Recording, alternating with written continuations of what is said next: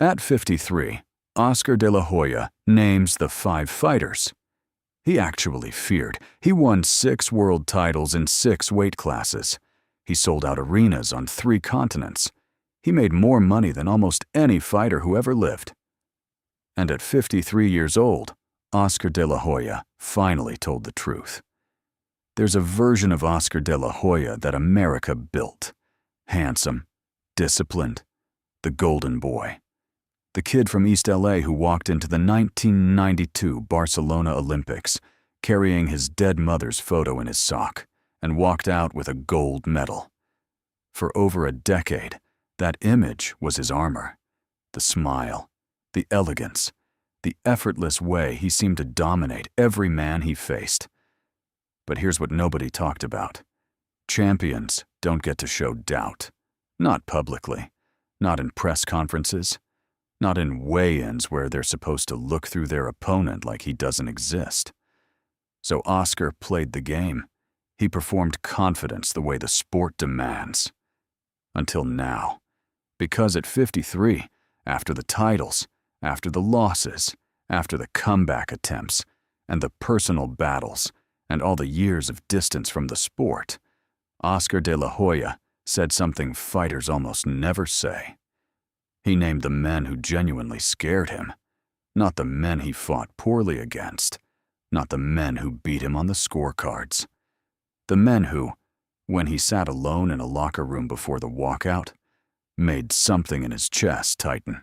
This is that list. And it's going to reframe everything you thought you knew about the Golden Boy. But first, before we get to the man at number 1, the name that genuinely surprised even people who followed Oscar's career for decades, we need to understand something about how fear actually works in elite boxing. Fear in boxing isn't what you see in the movies. It's not trembling hands or wide eyes. It's something quieter. It's a thought that enters your mind at 2 a.m. the week of the fight. A moment in the gym where your brain, running its threat assessment, sends you a signal. This one is different. Those closest to Oscar have described it as a shift in the quality of his preparation. When he was relaxed about an opponent, training felt like work. When something about a fighter got under his skin, even the slightest bit, training became something else. Something almost desperate. And Oscar De La Hoya faced almost everyone worth fearing. Julio Cesar Chavez, Pernell Whitaker, Ike Quartey, Shane Mosley, Bernard Hopkins, Manny Pacquiao, Floyd Mayweather. He didn't duck anyone. He walked into every lion's den the sport had to offer. That's what makes this list matter.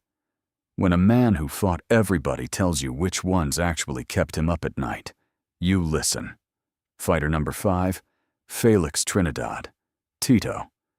Puerto Rico's greatest fighting son, a man with a punch so fast and so heavy that even seasoned trainers would wince watching it land in sparring.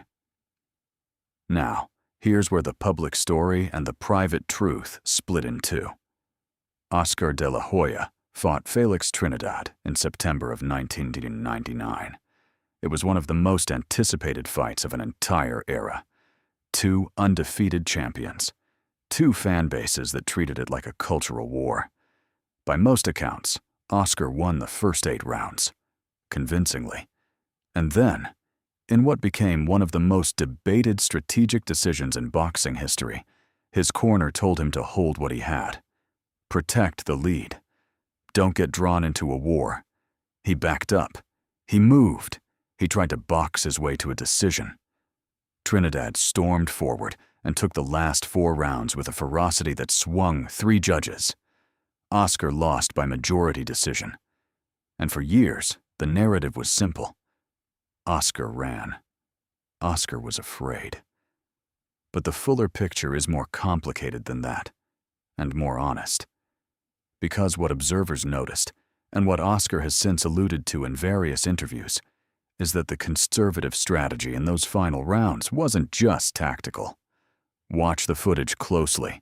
You can see it in his footwork, in the way he chose distance over engagement, even when engagement might have been the right call. Trinidad's left hook had done something in those early rounds, even when it didn't fully land. It had announced itself. It had let Oscar's body know what it was capable of, and that information changed the calculus of everything that followed. The fear wasn't weakness, it was data. It was a body that had felt enough of that shot to know that one clean, fully committed version of it could end the night in a single second. And Trinidad, to his eternal credit, never stopped throwing it. That's fighter number 5. The fourth name on this list reveals something about a very specific kind of fear. Not fear of power, not fear of a knockout, but fear of being exposed. In boxing, there are fighters who beat you, and then there are fighters who reveal you. Those are two completely different experiences. Shane Sugar Mosley. If you know boxing, that name alone just did something to you. In the spring of 2000, Oscar De La Hoya and Shane Mosley fought in a welterweight unification.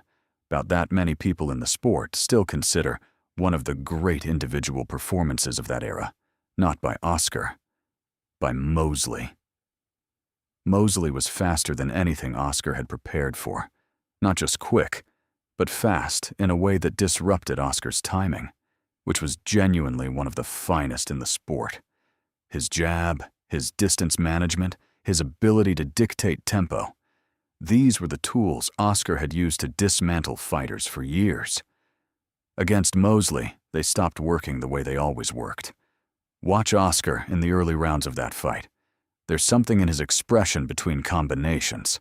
Not fear, exactly, but something adjacent to it. A recalibration happening in real time. A man whose internal library is being searched and coming up short. Mosley's hand speed didn't just beat him. It made Oscar feel, for the first time in years, ordinary. And that's a specific terror that only elite competitors understand. Because the deeper your identity is built around being exceptional, the more terrifying it is to feel that identity dissolve in real time. Not gradually, not over a long career. Round by round, in front of 20,000 people. They fought twice. Oscar won the rematch in 2003. The public called it redemption. But the more honest writ is this: Mosley never fully left his head. The memory of that first fight, of how fast it unraveled, of how thoroughly he was outpaced by someone he should have been able to handle. That kind of experience doesn't just disappear when you win the second one. The fear of Mosley wasn't about the man. It was about what the man showed Oscar about himself. We're halfway through this list, and I want to pause here, because the next 3 names are where this stops being a boxing story and becomes something else entirely. Something about the psychology of a man who spent his entire adult life performing invincibility. Oscar De La Hoya was trained by the sport, by the business, by the culture around elite boxing to project exactly one thing to the world: certainty, control. The Golden Boy doesn't doubt. But fighter number 3 is the one who, by most accounts, created something Oscar had very rarely encountered in his career: pre-fight dread. The cold, quiet kind. The kind that doesn't announce itself as fear. It just sits in your chest during film study and doesn't leave. Bernard Hopkins, the executioner. Oscar and Hopkins fought in September of 2004. It was a middleweight title fight that Hopkins had wanted for years. A prestige opponent, a massive payday, a chance to prove himself against a true all-time great. And what happened in the 9th round became one of the most replayed moments in the sport. Hopkins landed a left hook to the body, to the liver, that put Oscar on the canvas in a way that wasn't about heart or toughness. It was about biology, a perfectly placed shot to a specific nerve cluster that simply tells the human body, you're done. You don't get up from that on will alone. You wait for it to pass, and sometimes it doesn't pass fast enough. The fight was stopped. Oscar couldn't continue. But here's what makes this genuinely different from a simple upset. By multiple accounts, in interviews Hopkins himself has given, in the way Oscar has discussed the build-up to that night, the psychological difficulty of that fight started long before the body shot. Hopkins was doing something Oscar had rarely faced at this level. He was methodical in a way that felt almost cheerless. No emotion, no performance, no theater.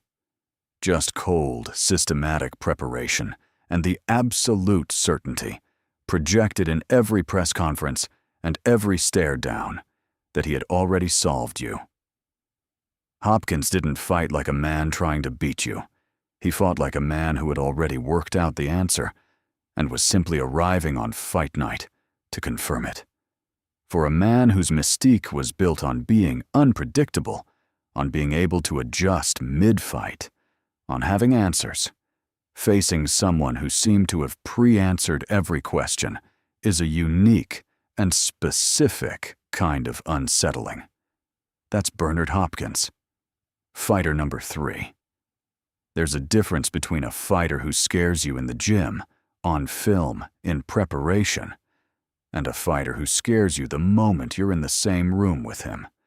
The second name on this list is that second kind of fear, the kind that hits you at the weigh-in, when you look across the scale and something instinctive in your brain, something older than strategy, or game plans or fight camps, sends a signal that no amount of confidence can fully silence.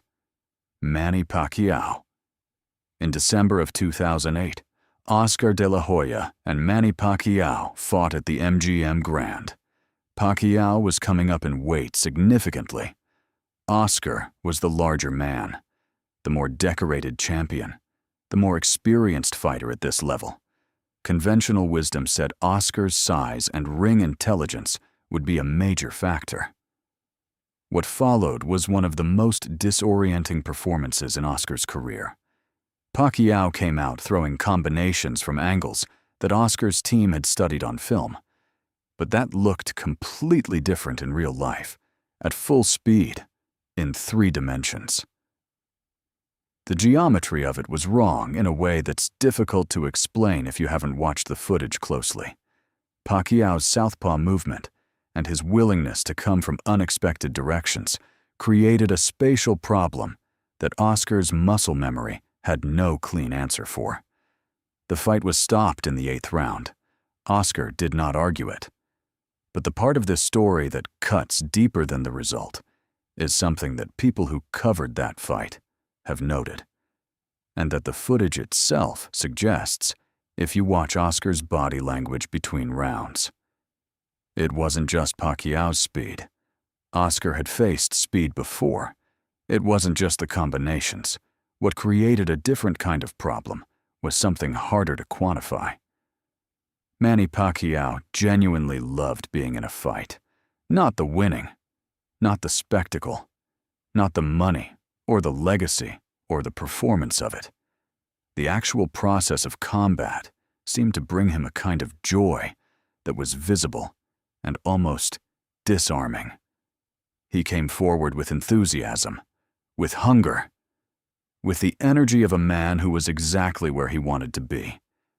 And Oscar had spent his career treating fights as problems to be solved, dangers to be managed, risks to be calculated and minimized where possible. That's not a criticism. That's the intelligent approach to professional prize fighting at the highest level.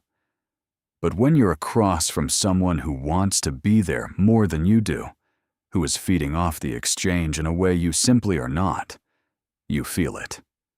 It registers, not necessarily consciously, but somewhere underneath the game plan. That difference in wanting it, that's what makes Pacquiao number 2 on this list. And then there was one. The first name on Oscar De La Hoya's list is the name that changes the entire meaning of this conversation. Because it's not just the fighter he feared most. It's the fighter whose very existence forced Oscar to confront something he had spent 30 years refusing to look at directly.